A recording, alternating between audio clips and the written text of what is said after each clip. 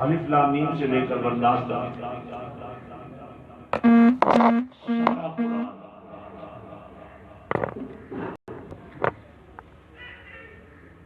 اس عظیم ہستی کی مدح سرائی کرتے نظر آتا ہے۔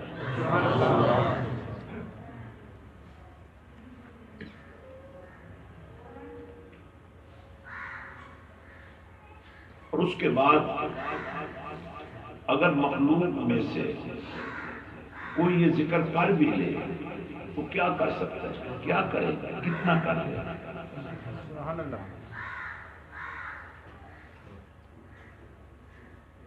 اب اسی ایک بات پر غور کر لیں، وَمَا أَرْسَلْنَاكَ إِلَّا رَحْمَةً لِّلْعَالَمِينَ۔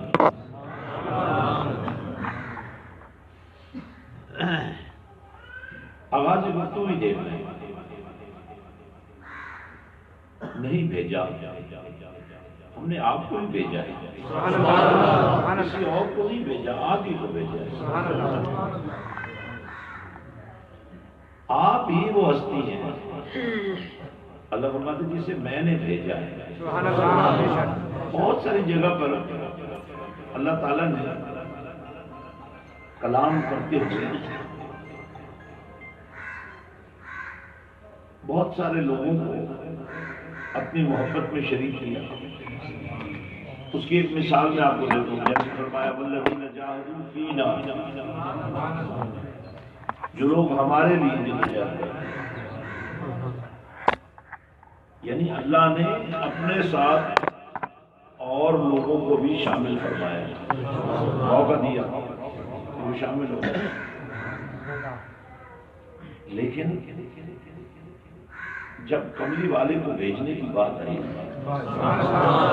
یہ نہیں فرمایا ہم نے بھیجا، فرمایا میں نے بھیجا۔ ہم نے یہ بات سمجھنی ہے کہ حضور پاک صلی اللہ علیہ وسلم کی ذات کیا ذات ہے۔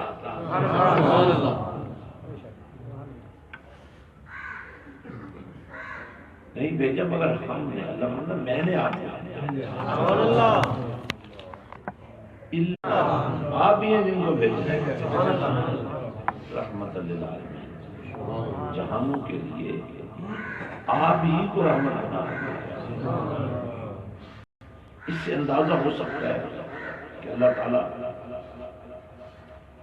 اپنے محبوب کریم صلی اللہ علیہ وسلم کی شانوں کو کس انداز میں بیان فرماتا ہے،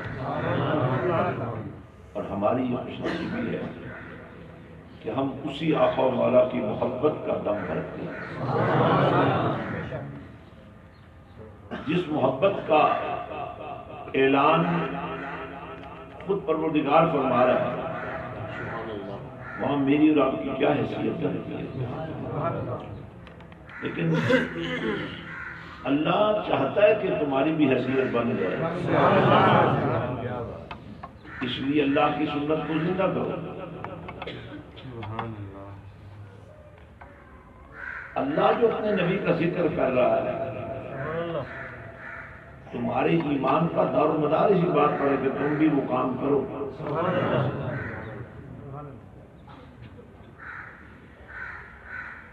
اور پھر دیکھیں نبی رحمت صلی اللہ علیہ وسلم کی رحمت کا جلوہ کس طرح دھرتی پر سایہ فکن ہوا، صداقت اپنے عروج پر پہنچی، عدل و انصاف اپنے کمال پر پہنچا، شرم و حیا اپنے وقار کے ساتھ آج بھی ہماری مشرقہ، تدبر، علم، حکمت، اور پھر وہ تمام خصلتیں اچھی عادتیں، وہ اوصاف، وہ کمالات، اور وہ صفات، وہ نیکیاں، وہ خوبصورتی، وہ حسن و جمال، جو کہیں بھی کبھی بھی کچھ ہو سکتا تھا وہ سارا اپنے نبی نے۔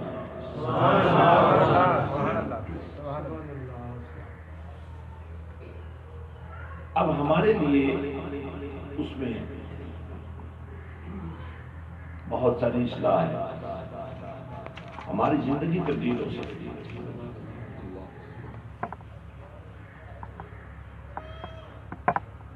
ہمارے اندر سے خوشبو آ سکتی ہے،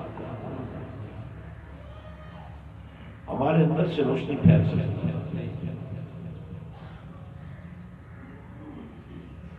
لیکن ایک بات آپ کو ماننی پڑے گی کہ چراغ سے چراغ جلتا ہے،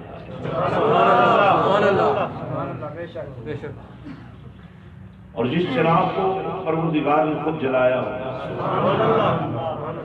اس سے باقی چراغ کیسے نہیں جلیں گے؟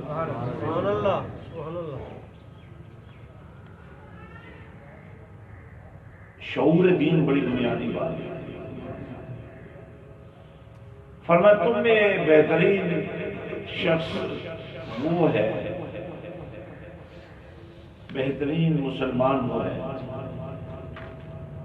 جو خود بھی قرآن پڑھے اور دوسروں کو بھی پڑھائے۔ ہمارا ماشاء اللہ کافی لوگ بیٹھے ہیں اور سارے عقیدت والے بیٹھے ہیں، اہل محبت بیٹھے ہیں۔ کتنی کوشش آپ کرتے ہیں کہ قرآن کو پڑھ لیں، صحیح سیکھ لیں، اور اگر کسی نے سیکھ لیا تو پھر وہ کتنی کوشش کرتا ہے کہ آگے سکھا دے۔ یہ ایک جرم ہے جس کا ہم مرتکب ہو رہے ہیں، اور اس کی وجہ کیا ہے؟ اس کی وجہ یہ ہے کہ ہر کام کرنے کے لیے ایک ماحول ہوتا ہے، وہ ماحول نہیں ہے۔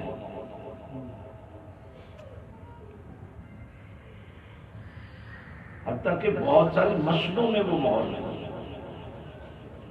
اور جو ماحول ہے بھی صحیح وہ بھی کمزور ہے، یعنی قرآن پڑھا تو جاتا ہے مگر صحیح نہیں پڑھا جاتا ہے، قرآن سیکھا تو جاتا ہے مگر صحیح سیکھا نہیں جاتا، اور پھر اس سے بھی بڑی بدنصیبی کہ قرآن پڑھنے والے، سیکھنے والے، سکھانے والے اس سے مخلص نہیں ہیں۔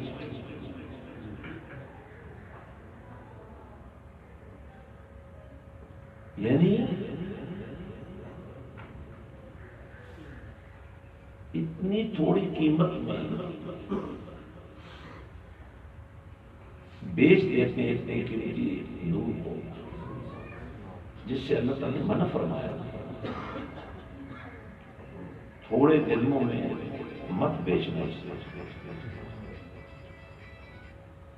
اس کی شان ساماناً قلیلہ نہیں ہے۔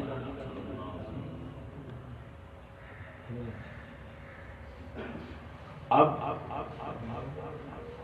اس بات کو ہم نے جاننے کی کوشش کرنی ہے کہ کوئی ایسا طریقہ اختیار کیا جائے کہ قرآن سے ٹوٹا ہوا تعلق ان کا بحال ہو جائے۔ سبحان اللہ، سبحان اللہ۔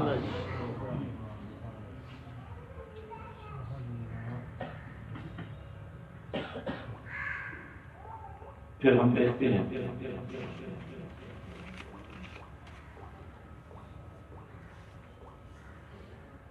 ایک قرآن وہ تھا جو صحابہ کرام رضوان اللہ تعالیٰ علیہم اجمعین نے صحبت رسول صلی اللہ علیہ وسلم سے سیکھا، کیونکہ الرحمن علم القرآن، خدا نے، رحمان نے کائنات کا معلم بنا دیا۔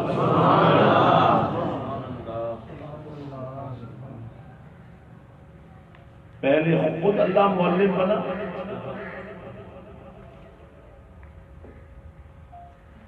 خود اپنی ذات سے نور قرآن کو ذات مصطفیٰ میں جلوہ گر فرمایا،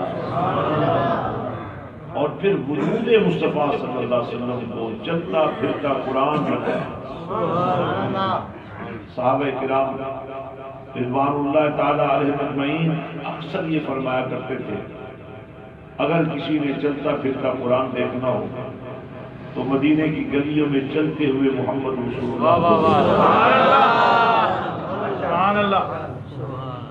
اور یہ کوئی عام قول نہیں ہے،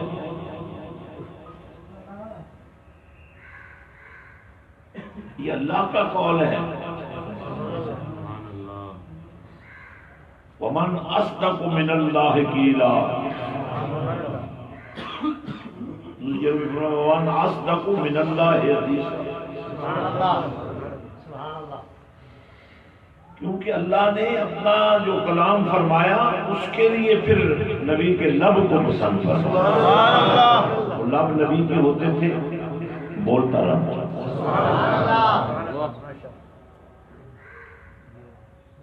اور صحابہ کرام رضوان اللہ تعالی علیہم اجمعین کی دیانتداری یہ تھی کہ انہوں نے نبی رحمت صلی اللہ علیہ وسلم کی بارگاہ سے جتنے موتی ان کو ملے انہوں نے محفوظ کیا، ان پر خود بھی پیدا کیا، اور آنے والی امت کے لیے بھی رہنمائی کے اصول بنا دیا۔ لیکن جب سارا دین سمٹ کر نبی کے اس فرمان کی روشنی میں کہ الحسین منی وانا من الحسین، وجود حسین میں منتقل ہوا، کردار حسین میں منتقل ہوا، پھر ہمیں سوچنا پڑا کہ یہ جو قرآن حسینیت سے درست ہوا ہے اس میں صحابیت کا شرط ان کے پاس پہلے ہی تھا، کیونکہ ان ظاہر کی آنکھوں کے ساتھ حالت ایمان میں نبی پاک کی زیارت کر لینا جو صحابیت ہے، یہ شرط تو امام علی مقام کے پاس پہلے ہی موجود تھا، اور یہ شرط بھی مل گیا جب نبی کے کندھوں پر سوار ہوتے تھے تو پاؤں تو سینہ مصطفیٰ سے لگتے تھے،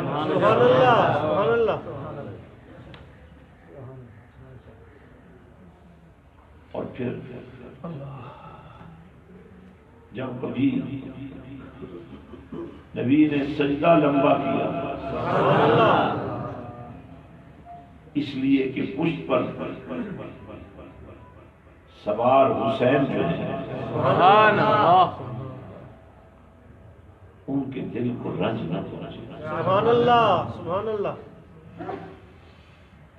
اور جس قربانی سے امام علی مقام گزرے ہیں سبحان اللہ، اس قربانی میں جہاں براہ راست سبحان اللہ، فیضان مصطفیٰ صلی اللہ علیہ وسلم نظر آتا ہے وہی سبحان اللہ، سید کائنات سلطان الفقر سبحان اللہ، حضرت سیدہ فاطمہ الزہرا سلام اللہ علیہا کے بدن کی جو تاثیر ہے سبحان اللہ، اور جو بطن سیدہ کائنات میں 9 مہینے امام علی مقام نے گزارے سبحان اللہ، کا اثر ہے، سبحان اللہ، اور پھر اس دودھ کا اثر ہے، پھر اس گود کا اثر ہے، پھر اس تربیت کا اثر ہے سبحان اللہ، جو آگے چل کر کملی والے آقا کے فرمان کی روشنی میں جو آج حسین مجھ سے ہے اور کل میں حسین سے تمہیں ملوں گا، سبحان اللہ،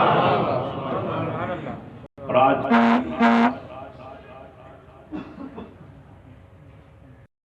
میرے سلطان العارفین حضرت سلطان باہو نے یہ بات کو سمجھا، اور آج سے 400 سال پہلے اپنی ظاہری حیات میں انہوں نے اپنے آستانے کو میخانہ حسین بنایا،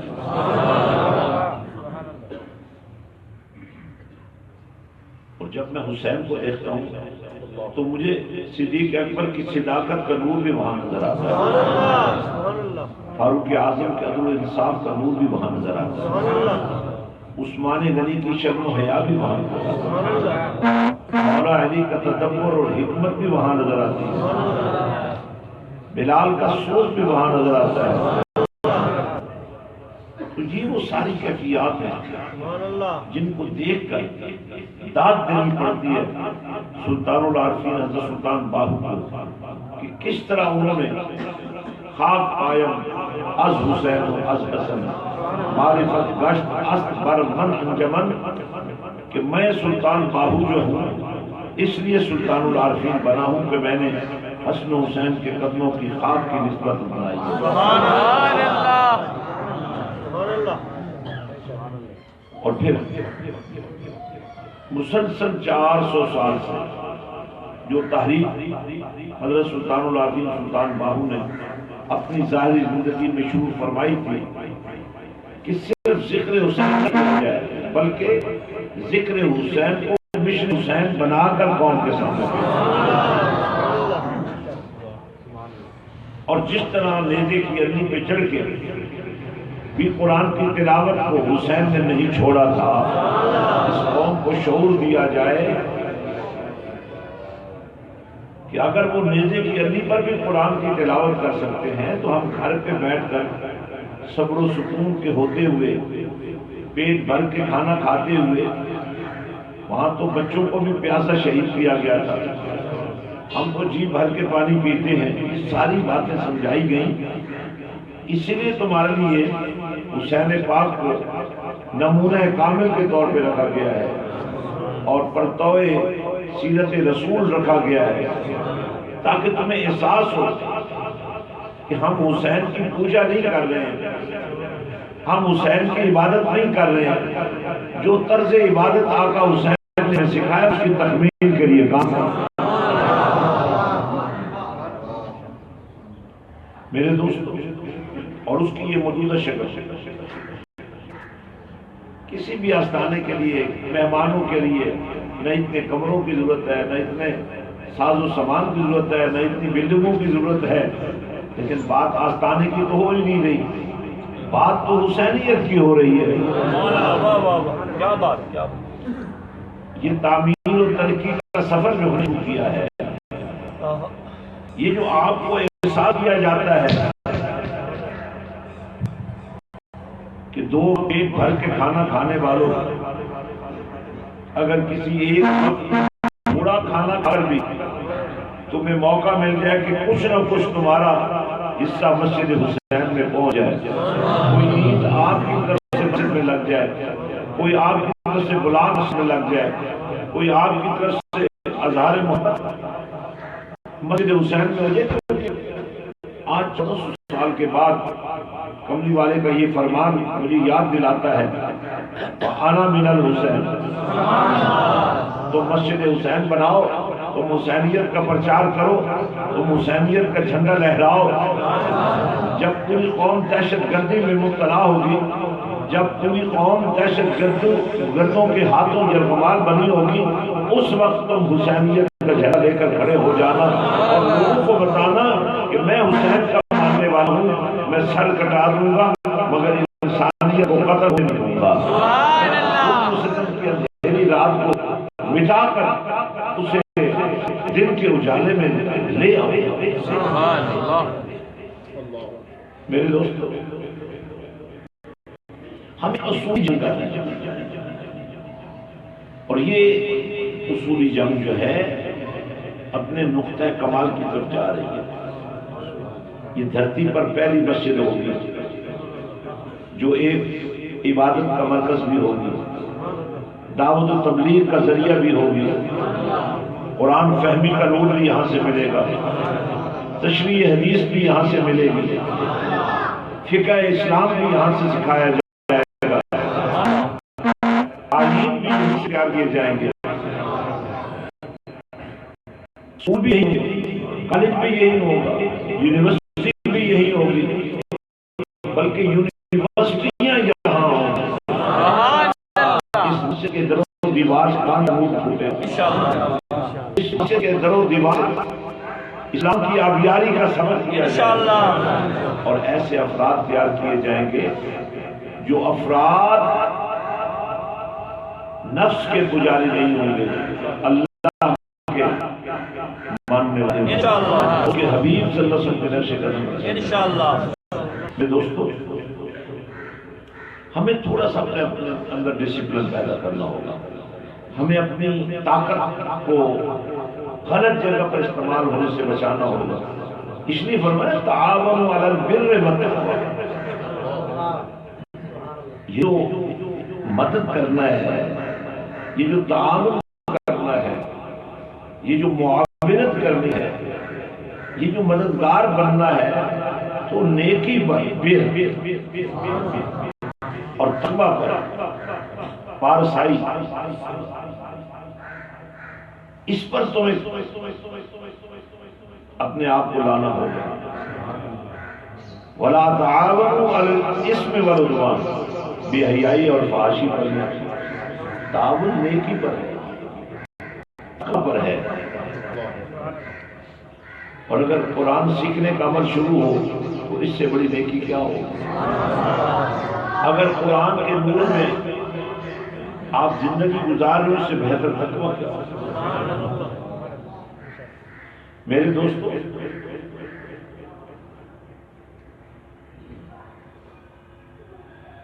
اللہ پاک نے یہ جو فرمایا ہے نا، وَمَا أَرْسَلْنَاكَ إِلَّا رَحْمَةً لِلْعَالَمِينَ، یعنی یہ جو وجود مصطفیٰ صلی اللہ علیہ وسلم ہے، یہ جو ذات مصطفیٰ صلی اللہ علیہ وسلم ہے، یہ جو کردار مصطفیٰ صلی اللہ علیہ وسلم ہے، یہ اخلاق مصطفیٰ صلی اللہ علیہ وسلم ہے، یہی رحمت ہے تمہارے لیے۔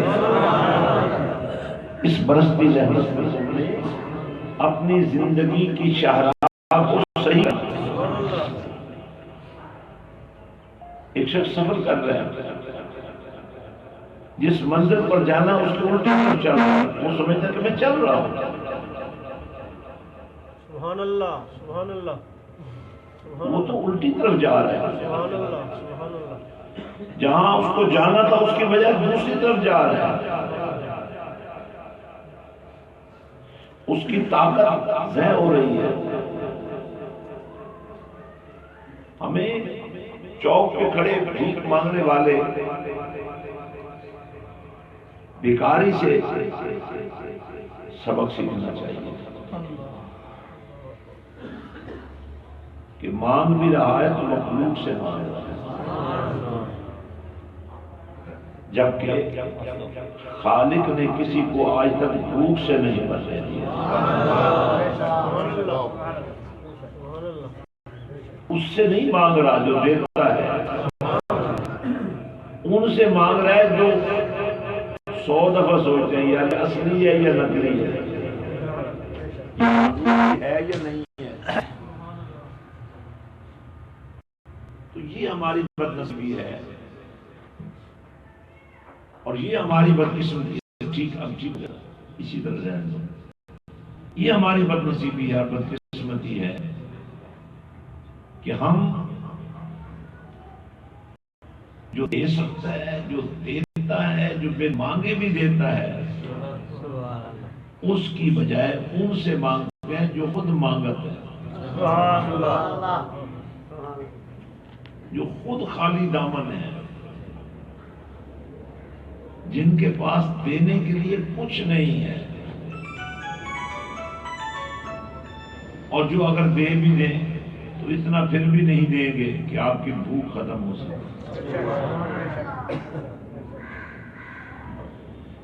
کہتے ہیں حاتم طائی نے اپنے محل کے 12 دروازے رکھے تھے اور اعلان کر رکھا تھا، پہلے دروازے پر آؤ خیرات ملے گی، دوسرے پہ جاؤ، تیسرے پہ جاؤ، 5ویں پہ جاؤ، خالی نہیں موڑا جائے گا، حتیٰ کہ 12ویں دروازے پہ جاؤ، وہاں سے بھی کچھ نہ کچھ تمہیں مل جائے گا۔ اور یہ بات کسی نے امام زین العابدین سے کی کہ حاتم طائی کتنا سخی تھا۔ آپ نے فرمایا ہاں اس کے ساتھ ہونے میں کوئی شک نہیں، لیکن لینے والوں کو پھر اگلے دروازے پر جانا پڑتا ہے۔ اگر سخاوت دیکھنی ہو تو سیدہ کائنات کے بابا کی سخاوت ہے، جو ایک دفعہ آ گیا اسے پھر کسی دروازے پر جانا ہی نہیں۔ اب ہماری یہ خوش نصیبی ہے، اور میں یہ بات سمجھانا ضرور سمجھتا ہوں کہ بیعت کا مفہوم سمجھیے۔ بیعت اس لیے نہیں ہے کہ آپ کے درد ٹھیک ہو جائیں، بیعت اس لیے نہیں ہے کہ آپ کے گھر کے معاملات ٹھیک ہو جائیں، بیعت اس لیے نہیں ہے کہ آپ کا کاروبار ٹھیک ہو جائے، بیعت اس لیے کہ آپ کا اور آپ کے مولا کا معاملہ ٹھیک ہو جائے۔ اس نیت سے آپ بیعت کریں کہ مجھے اللہ تک پہنچنا ہے۔ اب دیکھیں وہ بندہ کوالیفائڈ ہے یا نہیں ہے۔ اللہ تک پہنچنے کے لیے آپ جس بندے کے ہاتھ پر ہاتھ دے رہے ہیں، کیا وہ کوالیفائڈ ہے یا نہیں؟ کیا وہ یہ کام کر سکتا ہے کہ نہیں کر سکتا؟ کیا اس کی مدد سے یہ کام ہو سکتا ہے یا نہیں ہو سکتا؟ تو میرے دوستو، ہم نے اس پورے کانسیپٹ کو داغدار کر دیا ہے اپنے نفس کی خواہشات میں پھر کر۔ ہاں، اللہ کی راہ میں نکلنے والا، کی محبت میں دم بھرنے والا اگر کسی کے دعا کے ہاتھ اٹھا دے تو وہ رد نہیں ہوتا، لیکن یہ پرائمری بنیاد نہیں ہے، یہ پرائمری بنیاد نہیں ہے کہ یہ آپ نے پیر صاحب کے پاس گئے اور انہوں نے دعا کی، آپ کو اللہ نے بیٹا دے دیا، آپ کا کام ہو گیا، آپ کو اللہ تعالیٰ نے رزق دے دیا۔ یہ پرائمری چیز نہیں ہے، یہ سیکنڈری چیز ہے، کیونکہ اللہ والوں کی دعائیں رد نہیں ہوتی ہیں۔ ویسے کسی بندے مومن کی دعا بھی رد نہیں ہوتی ہے، کسی کلمہ پڑھنے والے کی دعا بھی رد نہیں ہوتی ہے۔ فرق صرف اتنا ہوتا ہے کہ ہم اتنے اپنے آپ میں گم ہوتے ہیں کہ ہر وہ چیز بھی اپنے لیے مانگتے رہتے ہیں جو ہمارے لیے ٹھیک نہیں ہوتی۔ اس لیے جب آپ دعا مانگتے ہیں اور آپ دیکھتے ہیں کہ آپ کی فلاں دعا تو پوری نہیں ہوئی، تو آپ سوچتے کہتے ہیں، کئی بندوں کو میں نے کہتے سنا ہے، اب تو جی اللہ بھی نہیں سنتا، استغفر اللہ، یہ بھی کفریہ جملہ ہے۔ بات یہ نہیں ہے، اللہ سنتا ہے، ہر ایک کی سنتا ہے، صرف اس دعا کو قبول فرماتا ہے جس دعا سے اس کے لیے دینی دنیاوی فائدہ دے سکتے ہیں۔ اگر ایسی دعا مانگی جو اس کے لیے ٹھیک نہیں تھی، اس دعا کو بھی رد نہیں کیا جاتا، محفوظ کر دیا جاتا ہے۔ اور پھر کسی ایسے وقت میں جب اس کو خبر ہی نہیں ہوتی کہ میرے ساتھ کیا ہونے والا ہے، اس وقت اللہ پاک اس دعا کو سرد خانے سے نکال کر اس کے لیے وجہ کامیاب۔ تو میرے دوستو، ہمیں اللہ پر یقین ہونا چاہیے،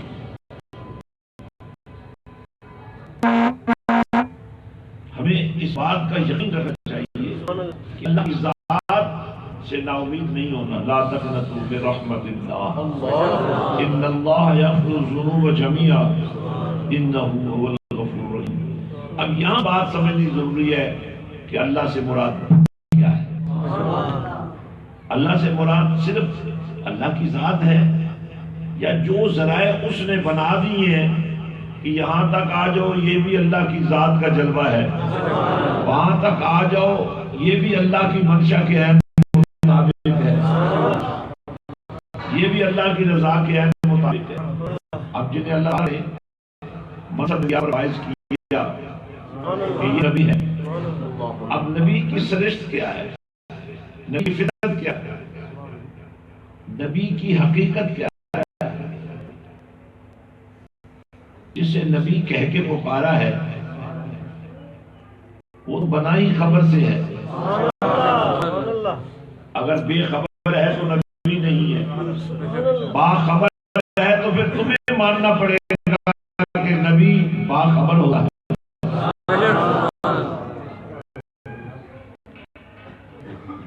یعنی نہیں رہے کہ نبی قبر ہے، سبحان اللہ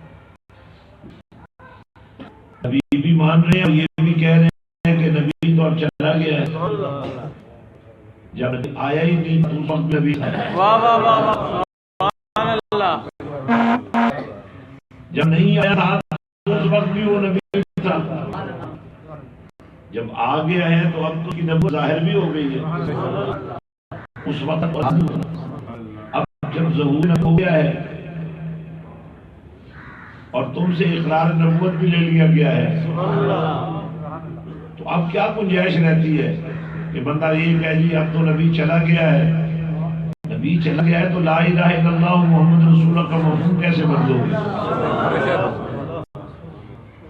محمد اللہ کے رسول ہیں، سبحان اللہ سبحان اللہ اس لیے میرے دوستو کنفیوز نہیں ہونا، اسلام کے بنیادی عقائد پر تم نے کنفیوز نہیں ہونا، اسلام کے بنیادی نظریات پر کوئی سمجھوتا نہیں کرنا، اسلام کے بنیادی عقائد کو نہ خود مسخ کرنا ہے نہ کسی کو مسخ کرنے دینا۔ ایک مثال دیتا ہوں، پگڑی باندھنا سنت ہے، سبحان اللہ ٹھیک ہے، جس رنگ کی باندھ لو، لیکن کچھ رنگ ایسے ہیں جن کو منع بھی کیا گیا ہے، کچھ رنگ ایسے جن کو منع نہیں کیا گیا، کچھ رنگ ایسے جن کو منع بھی کیا گیا، لوگ اسی رنگ کی پگڑی باندھ کے پھرتے ہیں، سمجھتے ہیں ہم سنت پوری کر رہے ہیں، منع ہے پھر کیا ہوا، سرخ رنگ منع نہیں ہے پھر بھی ہم باندھ رہے ہیں۔ اب جو رنگ نبی نے کبھی نہیں کہا کہ یہ میری سنت ہے،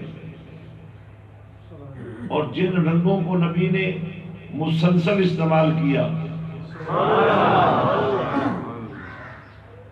اب ہم یہ کہتے ہیں کہ یہ ہماری نشانی ہے، جی یہ رنگ ہماری نشانی ہے، سبحان اللہ ارے یہ نہیں کہتے کہ ہمیں تو نبی پاک کی نشانی چاہیے۔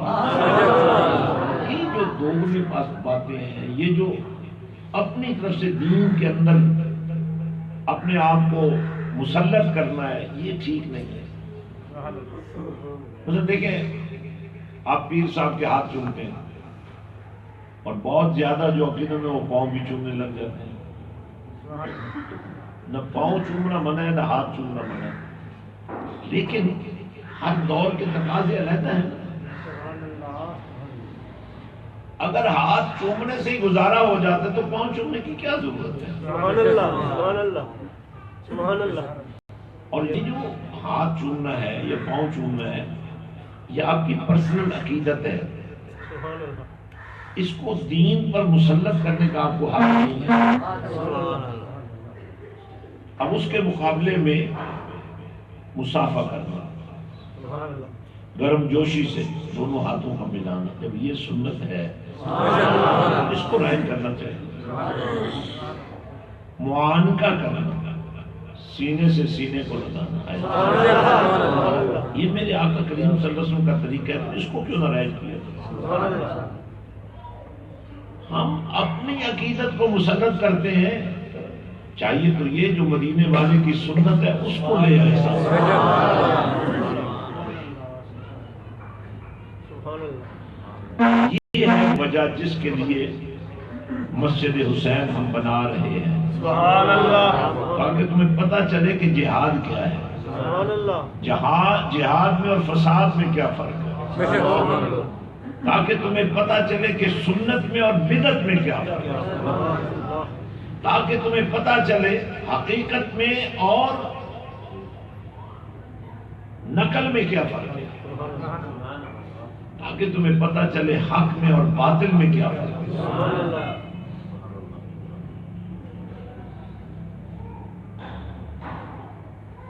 ہم بہت سارا وقت، بہت سارے اسباب ایسی باتوں پر ضائع کر دیتے ہیں جس کا نہ آپ کو فائدہ ہے، نہ مجھے فائدہ ہے، نہ دین کو فائدہ ہے۔ سبحان اللہ اب مثال میں ایک دو مثالیں دیتا ہوں۔ میں کہتا ہوں یار جب میں آؤں نا یا آپ آئیں تو ایسے تحائف نہ دیں، نہ لائیں جس کی مجھے ضرورت نہیں ہے۔ آپ کی محبت تو ہے لیکن مجھے ضرورت ہی نہیں ہے. اب وہی پیسہ آپ اللہ کے دین پر لگائیں, مسجد کی تعمیر پر لگائیں. میں ایک مثال دیتا ہوں, پھول لے لیتے ہیں.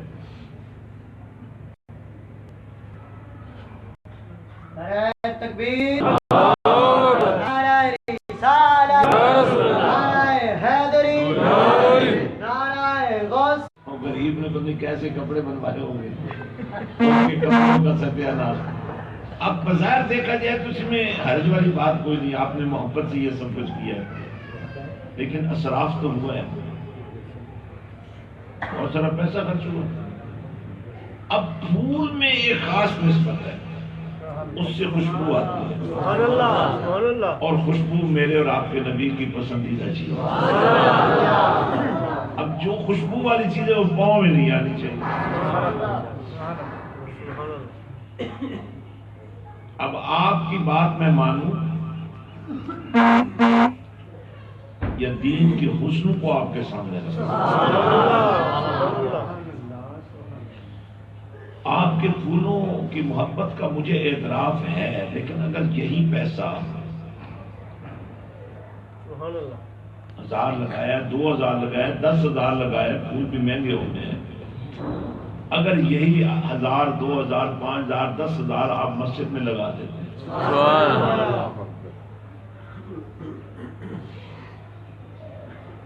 کچھ لوگ کپڑوں کے تحائف پیش کرتے ہیں, یہ بھی محبت کا, میں انکار تو نہیں کرتا ہوں اس سے, لیکن مجھے ضرورت ہی نہیں ہے یار. پھر میں آپ کو ایک آپشن دیتا ہوں, جو کپڑے آپ نے مجھے لا کر دینے ہیں وہ میری طرف سے اپنے گاؤں کی اس یتیم بچی کو دے دیں, جس کے سر پہ ہاتھ رکھ کر اسے بیٹی کہنے والا کوئی نہیں. کم از کم جب مجھے تم بتاؤ گے نا کہ پیر صاحب ہم نے آپ کے لیے ایک جوڑا لانا تھا, تو ہم نے آپ کی جو تعلیم تھی اس کو سامنے رکھا, ہم نے اپنے گاؤں کی ایک بیٹی تھی, اس کی ماں بیوہ تھی, اس کا جہیز نہیں بن رہا تھا, تو ہم نے آپ کی طرف سے وہ تحفہ اس بچی کو دے دیا ہے. اللہ گواہ ہے کہ میرے لیے اس سے بڑی خوشی کی بات ہے.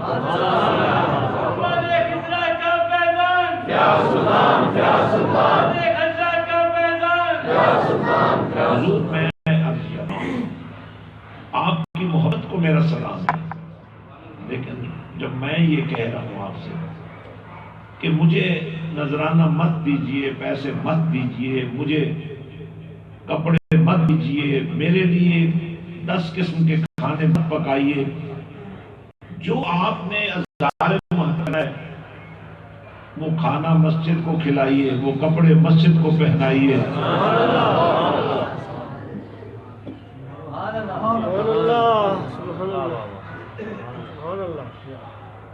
اس کی 2 وجہ ہیں.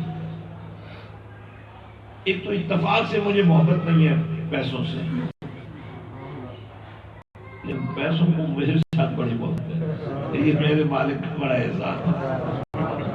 اور لوگ پیسوں کے پیچھے بڑھے ہیں, پیسے میرے, جنہوں نے صبح 10 منٹ بیٹھے ہوں گے, جو 10 منٹ میرے پاس بیٹھے تو انہوں نے دیکھا ہے کہ کیسے پیسے برس رہے ہیں. کیوں میں اسی طرح ہے. اور آپ مجھے بتائیں میں نے لیا کوئی اس میں سے؟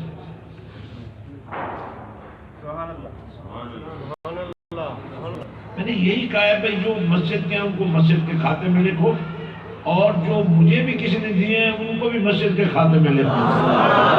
سبحان اللہ, سبحان اللہ, کیا بات. اور دوسرا یہ کہ اگر کوئی کمی تھی بھی نا دین کی محبت کے حوالے سے, تو اب تو وہ بھی نکل گئی ہے. الحمدللہ کوئی حسرت نہیں رہی. میرا مالک اتنا مہربان ہے کہ میری سوچ سے بڑھ کر ان دروازوں کو کھول کھول کر مجھے دے دیتا ہے جن کا مجھے پتہ ہی نہیں ہوتا. سبحان اللہ, سبحان اللہ, واہ واہ, کیا بات. لوگوں کو گاڑیوں کا شوق ہوتا ہے. یہ میرے دوست گواہ ہیں کہ پچھلے 5 سال سے میرے پیچھے لگے ہوئے تھے کہ بڑی گاڑی چاہیے.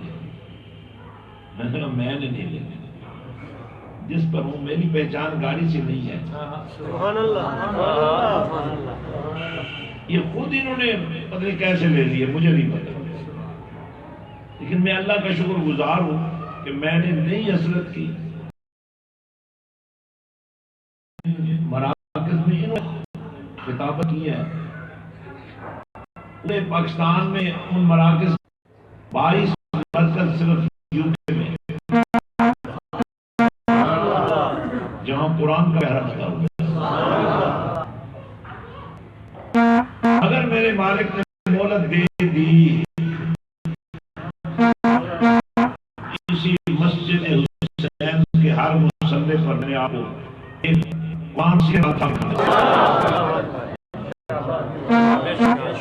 انشاءاللہ. اور آج بات میں آپ سے کہنا چاہتا ہوں،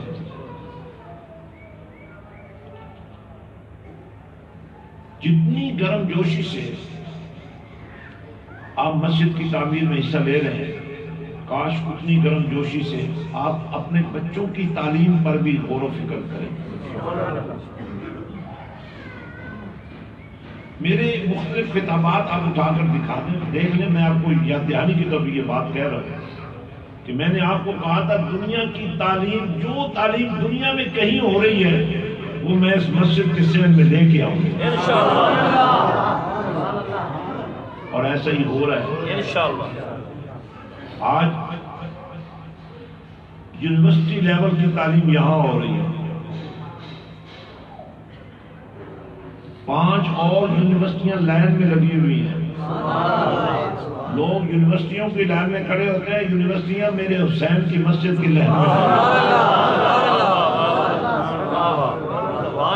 ہم یونیورسٹی کے لیے تیار نہیں تھے، زبردستی دے دی.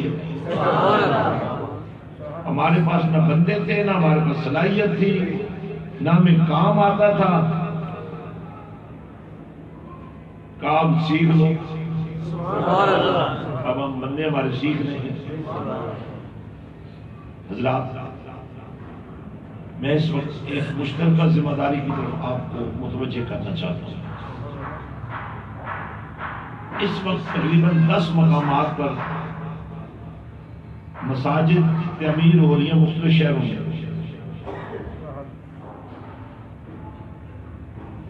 ان کو بھی ہم نے فوکس کرنا ہے انشاءاللہ. اور اس مسجد کو بھی ہم نے 2017 میں مکمل کرنا ہے انشاءاللہ. آج سے میں یہ عرض کر رہا ہوں کہ یہ سال ہم نے وقف کر دیا ہے مسجد امام حسین کے لیے. یہ سال پورا جو ہے نا ہم نے اسی پر محنت کرنی ہے، اسی کے لیے جدوجہد کرنی ہے. میں نے ایک نیا عمل بنایا ہے، مجھے یقین ہے کہ آپ کو پسند بھی آئے گا، کیونکہ دیکھیں روٹین میں تو ہمیں کوئی پرابلم نہیں ہے، لیکن 2013 میں ہم نے اس پروجیکٹ کو شروع کیا تھا. کبھی آپ نے اس کام کو رکتے دیکھا ہے؟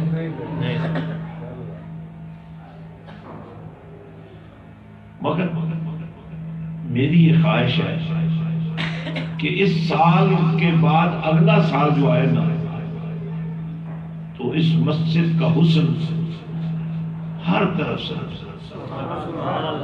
لوگوں کو نظر آئے. انشاءاللہ. اب میں اس ٹارگٹ کو اچیو کرنے کے لیے طریقہ کار آپ کے سامنے رکھ دوں گا، اور مجھے یقین ہے کہ آپ سب اس کو کھلے دل سے قبول کریں گے، کیونکہ یہ قبولیت آپ کی طرف سے نہیں ہوگی، یہ مالکوں کی طرف سے، یہ اللہ کی طرف سے ہوگی، اس کے حبیب کی طرف سے ہوگی، اور پیر و مرشد کی طرف سے ہوگی. لیکن اس سے پہلے جو میں آپ کو انتہائی متوجہ کرنا چاہتا ہوں جس بات پر، جس سے میں نے اپنی گفتگو کا آغاز بھی کیا تھا،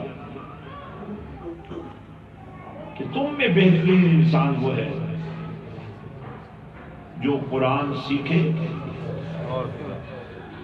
اتنی سادی سی بات بھی آپ کو کہنی نہیں آئی. جو قرآن سیکھے اور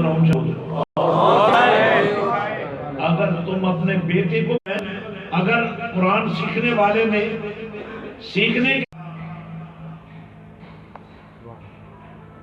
اس حافظ قرآن کو بلایا، آؤ میرا سلطان باہو تمہیں اپنا باپ بن کر قرآن سکھانے کے لیے تیار ہے. سبحان اللہ. باہو کے بیٹے بن کر سیکھ لو. حالانکہ حافظ قرآن کے باپ کے لیے کتنا بڑا انعام ہے. جب اسے جنت میں جانے کا حکم دیا جائے گا اور جنتیوں کے جلاؤ میں وہ حافظ قرآن کا باپ چل کے جا رہا ہوگا، اس کی شان و شوکت دیکھ کر، اس کا پروٹوکول دیکھ کر جنتی ایک دوسرے سے پوچھیں گے کیا یہ کوئی نبی اور رسول جا رہے ہیں؟ آواز ہے کہ نہیں؟ یہ حافظ قرآن کا باپ جا رہا ہے. آپ چاہتے ہیں نا آپ کا بچہ ڈاکٹر بنے، اسی لیے ہم نے یہاں کھولا ہے نا یونائٹڈ اسکول سسٹم کا نیٹ ورک، کہ تمہارا بیٹا اگر ڈاکٹر بھی بننا چاہتا ہے تو ہم بنائیں گے. لے آؤ اپنے بچے کو، لے آؤ، حافظ قرآن بھی بنے، قاری قرآن بھی بنے اور ڈاکٹر بھی بنے. لیکن تمہارے پاس کیا اس بات کا جواب ہے کہ تم نے اپنے بچے کو حافظ قرآن نہیں بنایا؟ کیوں نہیں بنایا؟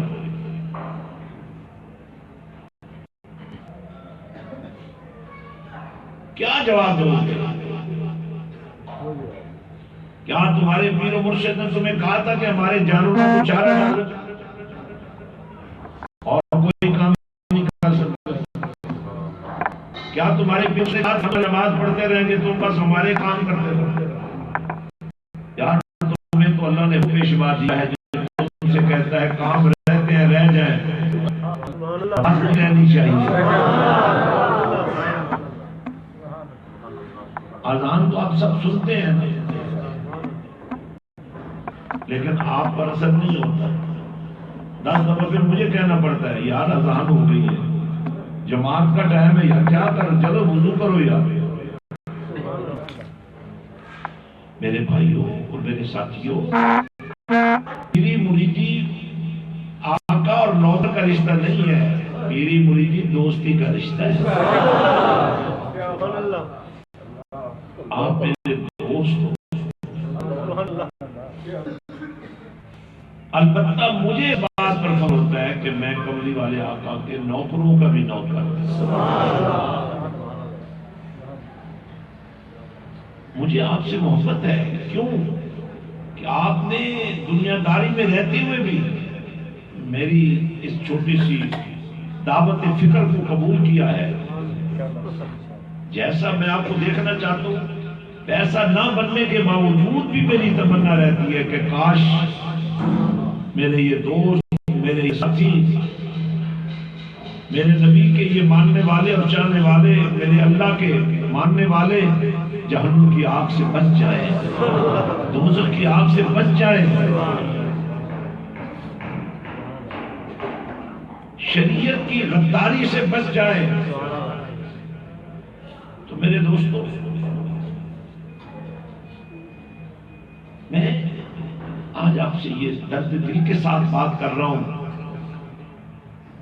کہ یہ 1000 مصلے ہیں نا مسجد حسین کے، ہر مصلے پر میں نے آپ کے بیٹے کو بٹھا کر قرآن پڑھانا ہے.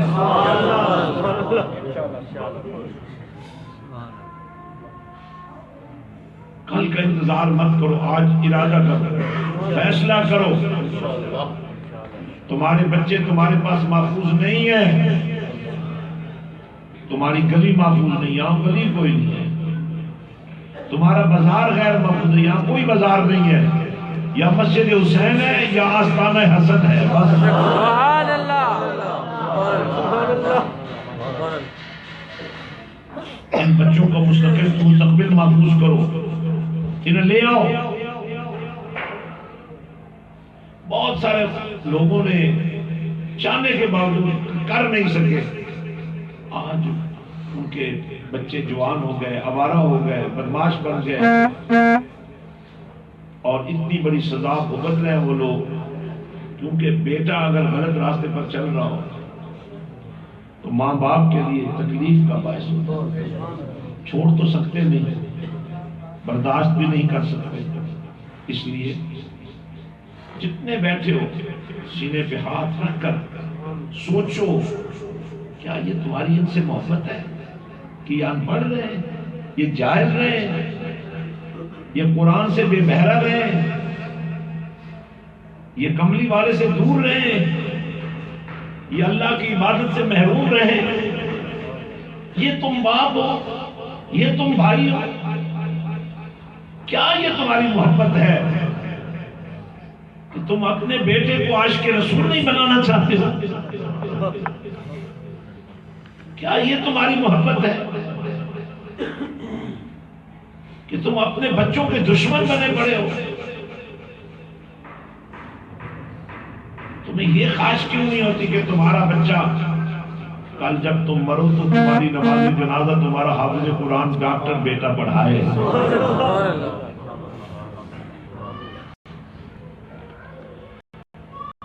اگر میرے پاس آج 100 بچہ اور آ جاتا ہے تو مجھے تم کو کھانا کھلانا پڑے گا، مجھے ان کی تعلیم کا بندوبست بھی کرنا پڑے گا، لیکن میں اپنے اللہ کی عظمت کی اگر ایک بچے بھی پڑھنے مانگوں گا پر ان کو بھوکا نہیں رہنے دوں گا، ان کو پیاسا نہیں رہنے دوں گا، ان کو قرآن کی تعلیم سے محروم نہیں ہونے دوں گا۔ منتے مان کر تم بچے لیتے ہو اللہ سے اور پھر انہیں اس معاشرے کے حوالے کر دیتے ہو جس معاشرے میں انصاف نہیں ہے، جس میں رحم نہیں ہے، جس میں صلہ رحمی نہیں ہے، جس میں نفس پرستی اتنی بھری ہوئی ہے کہ بوڑھا باپ بھی کہتا ہے تمہیں جوان کیا تھا، آج تم ہمارے لیے کیا کر رہے ہو؟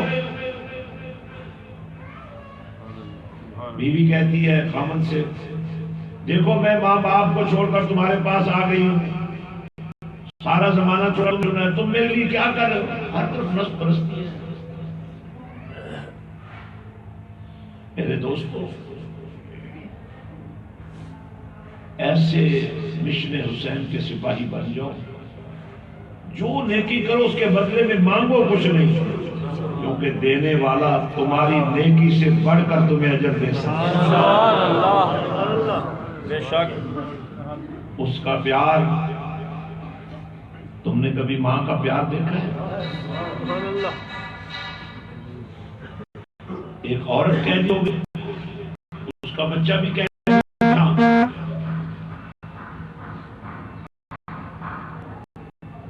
اب خواتین احترام میں انہیں سائے والی جگہ پر بٹھایا گیا، قیدیوں کو دو پر کھڑا کیا، اور جس عورت کا وہ بچہ تھا وہ دوڑتی بھی گئی اور اپنے بالوں کو اس کے سر پہ پھیلا دیا دھوپ سے بچانے کے لیے۔ میرے کریم نبی صلی اللہ علیہ وسلم نے فرمایا صحابہ سے، دیکھو اس ماں کو اپنے بچے سے کتنی محبت ہے، لیکن تمہیں پتہ نہیں تمہارا پروردگار 70 ماؤں سے بھی زیادہ پیار اپنے بندے سے کرتا ہے،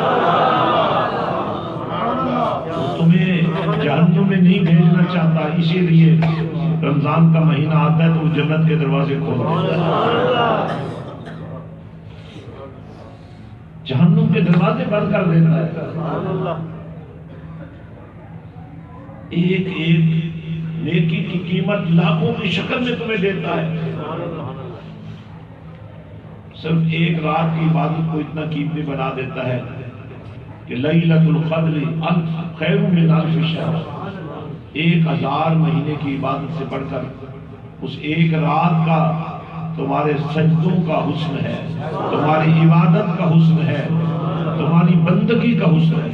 تو میرے بھائیوں، میں چاہتا ہوں آپ سچے دل سے تائب ہوئیں، ہم سب توبہ کریں، اللہ سے معافی مانگیں اور اپنے بچوں کو قرآن کے لیے وقف کریں۔ اور میں آپ کو بتانا چاہتا ہوں کہ اس 2017 کو یعنی 2017 کو ہم نے فیصلہ کیا ہے کہ پورے ملک میں تمام ڈسٹرکٹ ہیڈ کوارٹرز پر تجوید و قرات کی کانفرنسیں کریں گے اور اس میں مصر کے قاری لائیں گے، ٹاپ کے ناخوان لائیں گے، لوگوں کو اکٹھا کریں گے اور کوشش کر کے اس سال ہم 1 لاکھ حافظ قرآن مختلف اداروں میں انرول کرائیں گے انشاءاللہ۔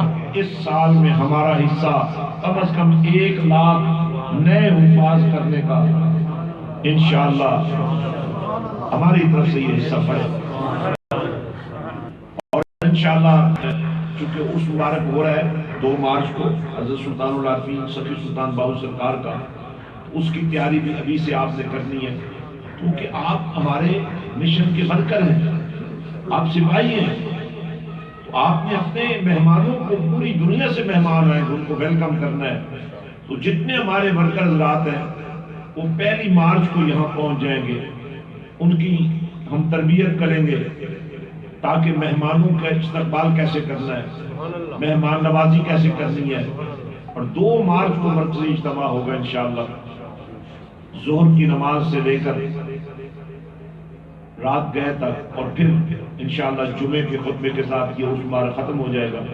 تو یوں سمجھیے 1، 2 اور 3 مارچ کو یہ 3 دن کا ہمارا روحانی پروگرام ہوگا جس میں تربیتی نشستیں ہوں گی، تو اس کی تیاری بھی کرنی ہے، اور آپ بھی لوگوں نے ہمت کرنی ہوتی ہے، اور یہ بڑی خوش نصیبی ہوتی ہے کہ کسی کا لنگر پکانے میں حصہ ہو، کسی کا کھلانے میں حصہ ہو، کسی کا لنگر میں حصہ ڈالنے کا حصہ ہو، اور کسی کا مہمانوں کی قدردانی کرنے کا حصہ ہو۔ لیکن اس طرح میں چاہتا ہوں کہ آپ جب اس مبارک پر آئیں تو میں فخر سے اس وقت اس قرآن کانفرنس میں اعلان کروں کہ اس شخص نے اپنے بیٹے کو قرآن کے لیے وقف کر دیا ہے۔ دیکھو یہ اس کا بیٹا یہاں یونائٹڈ اسکول میں بھی پڑھ رہا ہے اور قرآن کا حفظ بھی کر رہا ہے، قرآن کا قاری بھی بن رہا ہے۔ میں چاہتا ہوں آج سے لے کر آپ نے ارادہ کرنا ہے اور اپنے بچوں کے نام درج کروانے ہیں یہاں اور پیش کرنا ہے، اور میں آپ کو یقین دلاتا ہوں کہ آپ کے بچوں کو دنیا کا قیمتی ترین انسان بنایا جائے گا۔ اسی طرح یونیورسٹی لیول کا پروجیکٹ شروع ہے الگ فل سے، اس میں بھی آپ نے اپنی ان پٹ ڈالنی ہے تو آپ کے فائدے کی بات ہے۔ اب ہم نے جو مین ہمارا ٹارگٹ ہے وہ یہ ہے کہ ہم نے مسجد حسین کے کام کو تیز تر کرنا ہے، اس کی تعمیرات پر 1 شفٹ نہیں 4 شفٹ لگانی ہے، تو جو ایسٹیمیشن اس کو پائے تکمیل تک پہنچانے کے لیے اس وقت ہمارے پاس آئی ہے وہ کوئی 20 کروڑ ہے، تو 1 کروڑ بنتا ہے 100 لاکھ ملیں تو کیا بنتا ہے؟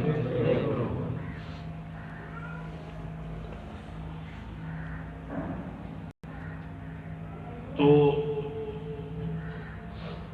ہم نے یہ فیصلہ کیا ہے،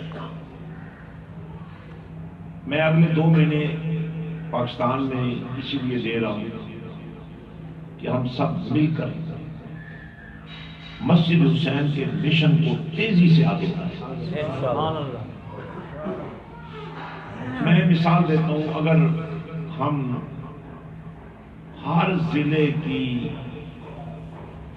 3 تحصیلیں تو ہوتی ہیں، کہیں 4 بھی ہوتی ہیں، کہیں 5 بھی ہوتی ہیں، ہر تحصیل کی کم از کم 5 یوسیوں کو مثالی یوسی بنا دیں، اور ہر یوسی کے اندر 6-7 گاؤں ہوتے ہیں، ان سب کو ملا کر کہیں کہ آپ نے اگلے 15 دن میں ہر یوسی سے 1 لاکھ روپے اکٹھا کر لیا. پہلے مرحلے پر ہم پنجاب کے 35 ضلع ہیں، ٹھیک ہے جی، اور ہر ضلع میں 3 تحصیلیں تو ہے ہی ہیں. ہم 3 تحصیلوں کی بات کرتے ہیں، تو یہ 35 کو 3 سے ضرب میں کیا بنتا ہے؟ 105. چلو ہم 100 کر لیتے ہیں، ٹھیک ہے نا، 100 تحصیل، اور ہر تحصیل میں ہم نے 5 یوسیوں کو آرگنائز کرنا ہے. 500 یوسی جی، ٹھیک ہے جی. اگر 500 یوسی ہر یوسی 1 لاکھ اکٹھا کرے تو کتنا بنتا ہے؟ 5 کروڑ.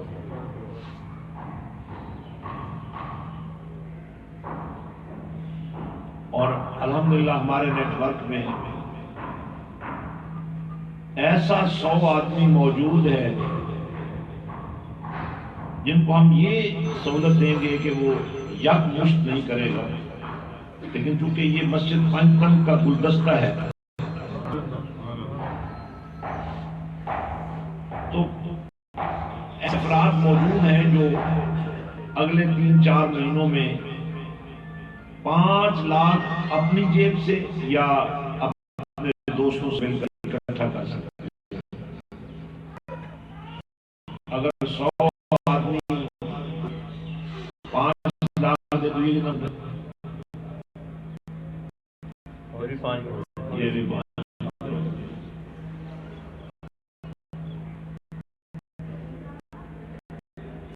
تو میں آج یہی کہوں گا کون اعلان کرے، میں نہیں کرتا. یہ فیصلہ ہو گیا ہے، میں نے ہی کیا، آپ کو کیا ہے، پیچھے سے آرڈر آیا ہے، میں نے آپ سنا دیا. سبحان اللہ.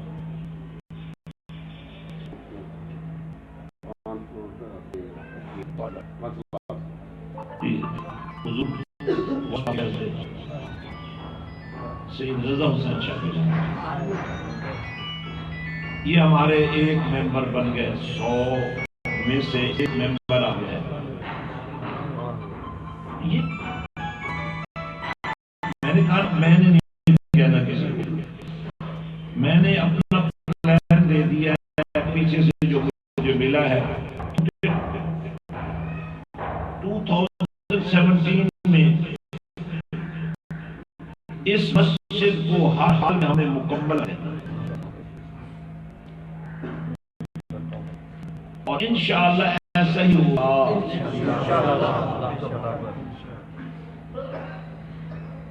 اور یہ بات آپ نوٹ فرما لیں، یوسیوں والے اپنا کام شروع کر دیں. میرے آنے سے پہلے اگر آپ نے کر لیا تو ایک ہے، جب میں آ کر مدد کروں گا آپ کی کرنا، پھر آپ کو ڈبل کرنا پڑ جائے. تو بہتر یہی ہے کہ آپ ہمت کریں.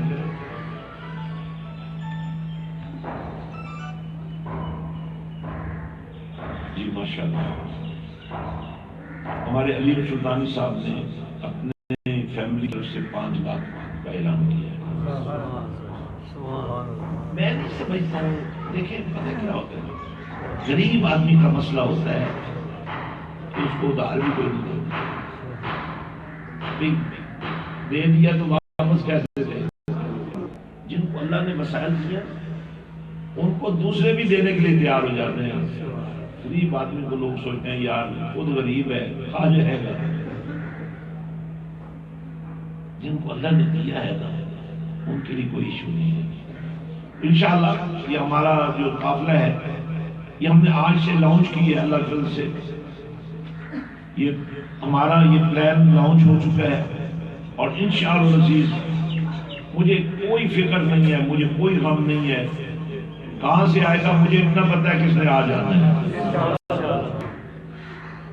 یہ مجھے پتہ ہے، کیونکہ آج تک ایسا ہوا ہی نہیں ہے کہ ہمیں ضرورت پڑی ہو. میں نے یاد ہے پچھلے اس پر آپ کو بتایا تھا، ایک نوجوان جو آج سے 35 سال پہلے جب وہ 12 سال کا بچہ تھا اس وقت بیعت ہوا تھا، اور آج جب وہ خود بچوں والا ہے تو باقی اس دن ہمیں پیسوں کی ضرورت تھی. اس نے مجھے کہا کہ میں 1 لاکھ پاؤنڈ، جو پاکستان کے کتنے بنتے ہیں 1 کروڑ اور 37 لاکھ، اس نے کہا جی یہ میں اپنے باپ کے لیے ایصال ثواب کرنا چاہتا ہوں. اور پھر 1 مہینے کے اندر اس نے 1 لاکھ پاؤنڈ، یعنی 1 لاکھ اور 37 کروڑ 1 کروڑ اور 37 لاکھ زکوٰۃ کی مد میں بھی ہمارے مشن کو دیا. جب اللہ چاہتا ہے تو بندے بھیج دیتا ہے.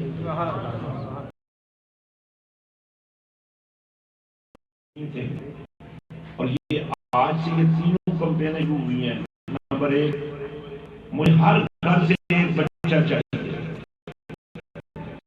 آپ خود گھر پکڑ کر لے.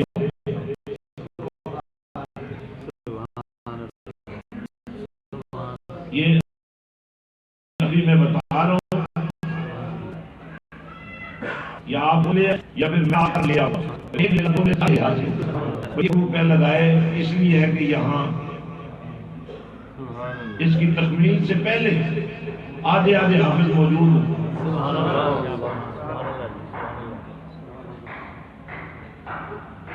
انشاءاللہ ایسے ہی ہوگا.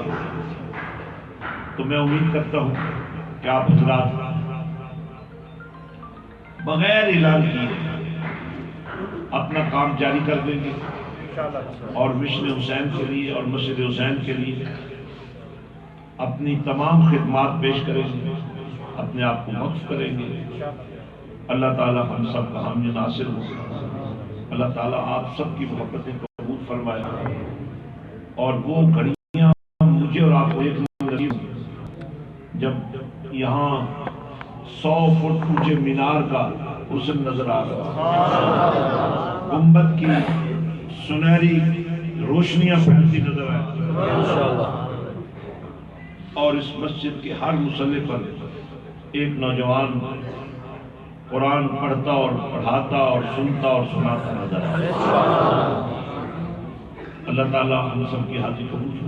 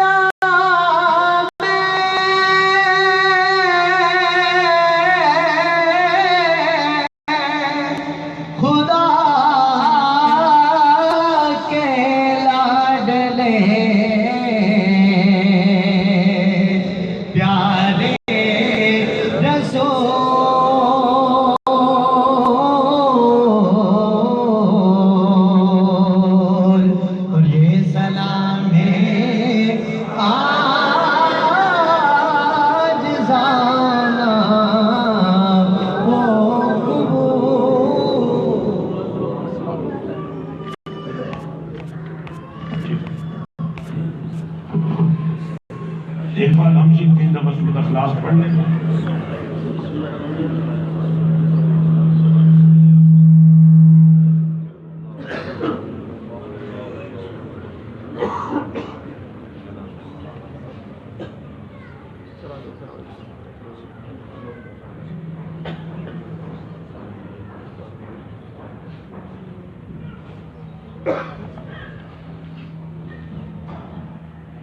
حضرات ایک دفعہ پھر نوٹ فرما لیں انشاءاللہ 1 مارچ کو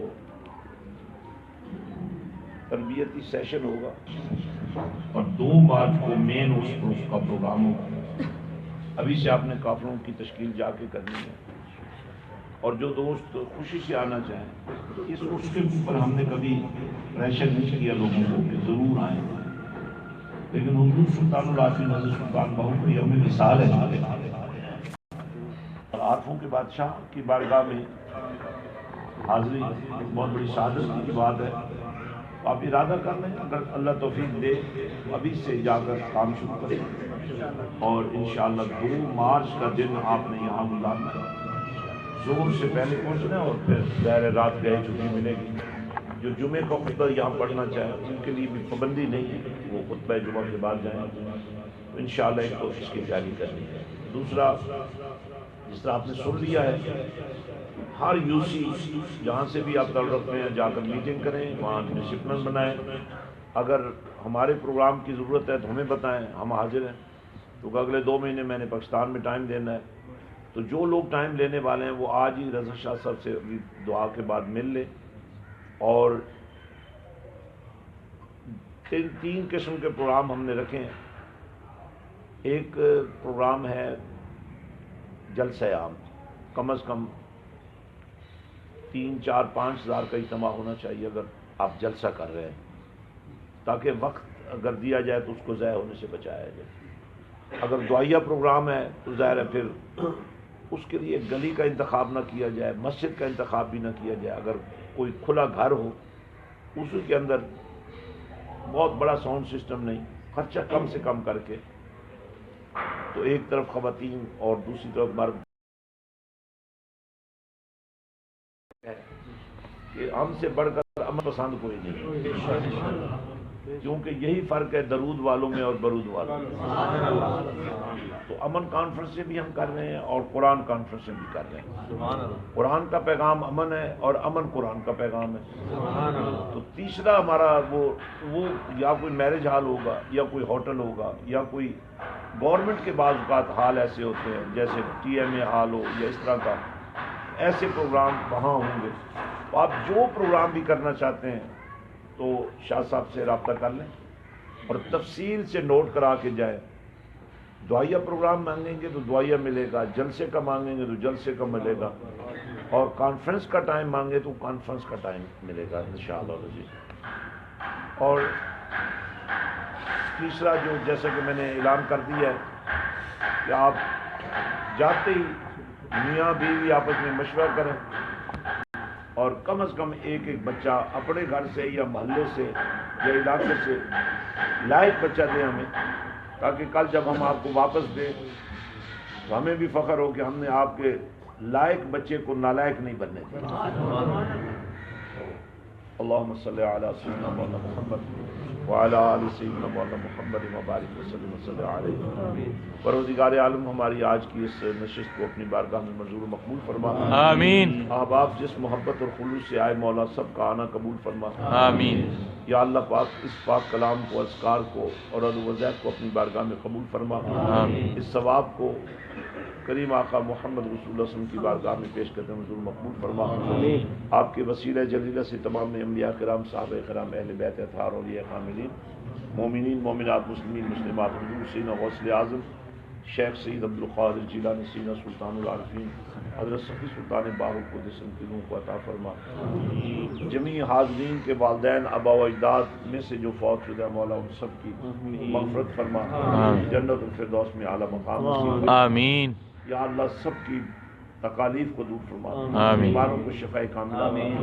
آمین. پریشان حالوں کی پریشانی دور فرما. یا اللہ جو اولاد ان کو اولاد عطا فرما۔ آمین یا اللہ ہم سب کا خاتمہ ایمان پر فرما۔ آمین میرے ساتھ مل کر یہ الفاظ دہرا، یا اللہ یا اللہ میں سچے دل سے توبہ کرتا ہوں، میں سچے دل سے توبہ کرتا ہوں، نماز کی پابندی کروں گا، نماز کی پابندی کروں گا۔ اے اللہ اے اللہ مجھے دین پر استقامت عطا فرما، استقامت عطا فرما۔ آمین برحمتک یا ارحم الراحمین، برحمتک۔ بحق لا الہ الا اللہ محمد۔